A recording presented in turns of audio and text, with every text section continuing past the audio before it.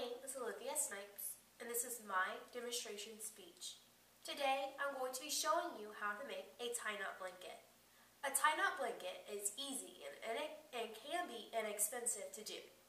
You can do this with your children over spring break or during the summer. The first step is to go to Walmart or Joann's and purchase 2 pieces of fleece fabric. One should be a pattern, and the other should be a solid. After you purchase your material, you need to wash and dry it. This helps get rid of extra strands and the chemicals that might be in the fabric.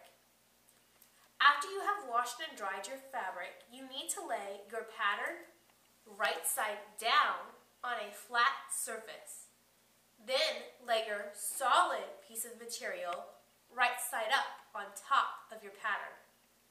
After this part is complete, you need to pin your material together. This will help you see if you need to trim excess material off of your blanket. After you have trimmed the excess fabric, you will begin to cut your corners and your strips. I have already cut out a corner of my blanket. Your corners need to be 4 inches by 4 inches. You are going to have to line up your corner on the edge of the blanket, on the side, and on the bottom, and cut around it. After you have that part complete, you need to start on your strips. Your strips need to be 1 inch wide and 4 inches long.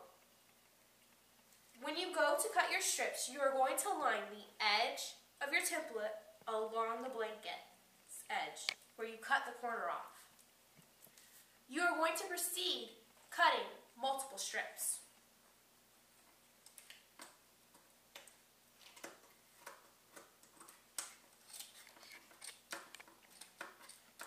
It is okay if your strips are not perfect. The material is very forgiving, and it won't show if you have your strips a little bit crooked or not as long.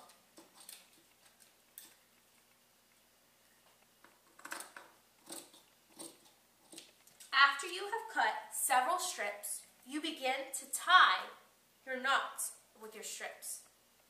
You are going to tie a double knot. You are going to wrap your pattern fabric around the solid material and tie it under like a regular knot. And then repeat that process. And then you have a double knot. You are going to continue this down the whole length of the blanket. After you have done one side of your blanket, you can continue on to the next.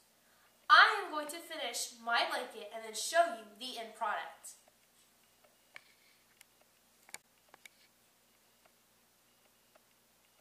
This is my finished blanket, and I think it turned out pretty good. As you can see, I have tied along all sides of my blanket, and this is how your finished product will look. You can do a tie-knot blanket with just about any kind of material or pattern. You can do a football-themed one with your favorite team like FSU or the Gators. You can do one about maybe your favorite animal or your favorite club. You can even make a special blanket. This is a blanket with all the pigs my brother and I have raised over the years. We were a part of Citrus County Fair for 3 years. Every pig on here was a member of the fair. As you can see, we have cut out squares in one side of our fabric, and we sewed these used to be t-shirts.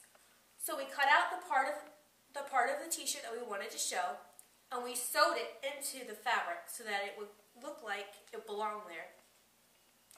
Next, you would proceed to do the tie-knot process, and this would be your end result. You can do it about anything, like maybe sports or maybe pictures of your family. Anything.